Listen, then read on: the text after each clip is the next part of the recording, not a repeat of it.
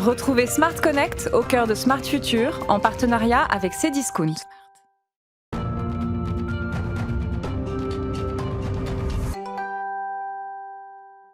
Cette semaine encore, on plonge dans l'univers du commerce digital. Amaury Chaumet, CEO de The Packengers, est avec nous. Bonjour. Bonjour. Bienvenue sur le plateau Smart Future. The Packengers, c'est une plateforme digitale dédiée à l'emballage et au transport des objets fragiles et des œuvres d'art.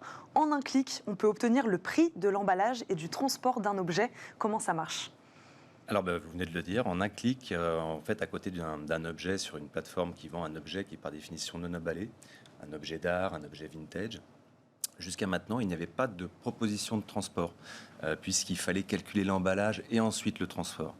Donc on a monté un algorithme qui permet justement de définir cette transformation et ensuite de calculer un prix de transport à destination du monde entier.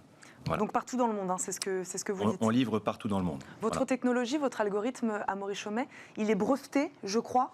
Alors, on a déposé un brevet. On attend les réponses de l'INPI pour être certain que personne n'avait pensé à cela avant. Voilà. Amaury Chaumet, en 2020, vous avez emballé et expédié plus de 12 000 objets. Comment une jeune start-up française comme celle-ci en est arrivée là ? Alors c'est vrai que la France, c'est un vivier d'objets vintage, puisqu'il y a énormément de commissaires-priseurs, de maisons de vente aux enchères.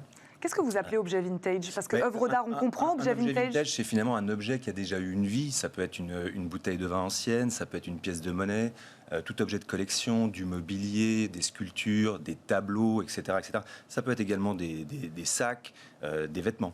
Voilà. Des objets qui ont déjà eu une vie et donc qui n'ont pas un emballage, comme ça peut être fait pour un objet neuf qui est emballé de manière industrielle. Voilà. Et donc il y avait un vrai besoin alors, sur ce secteur-là, d'où les 12 000 objets emballés et expédiés en 2020. Imaginez, vous êtes à Los Angeles, vous repérez sur une plateforme un objet, un lustre magnifique que vous voulez installer chez vous. Eh bien, vous pouviez acheter le lustre, mais vous n'aviez aucune idée de combien ça coûte pour le ramener chez vous à Los Angeles. Voilà. Donc maintenant, à côté du lustre, vous avez le prix d'expédition. Donc ça renforce votre possibilité d'acheter immédiatement. Pourquoi autant de succès aussi ? Peut-être une autre raison ? Est-ce qu'on peut dire qu'il y a une explosion des ventes en ligne sur le marché de l'art également ? Alors, c'est certain que l'année dernière, avec la crise, les volumes ont considérablement augmenté et surtout, nos clients, je dirais nos prescripteurs, les clients B, puisqu'on fait du B2B2C, nos clients B ont pris la décision d'accélérer leur transformation digitale. Donc ça nous a accéléré considérablement. Oui, c'est ça. Vous êtes tous les deux...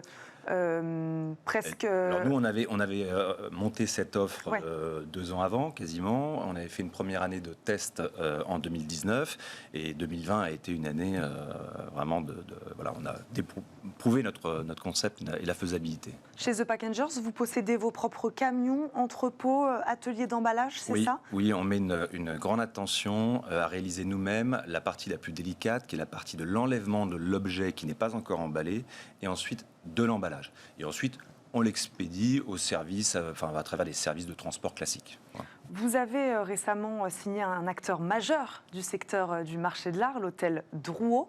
Comment avez-vous réussi ce hold-up, si je peux l'appeler comme ça ?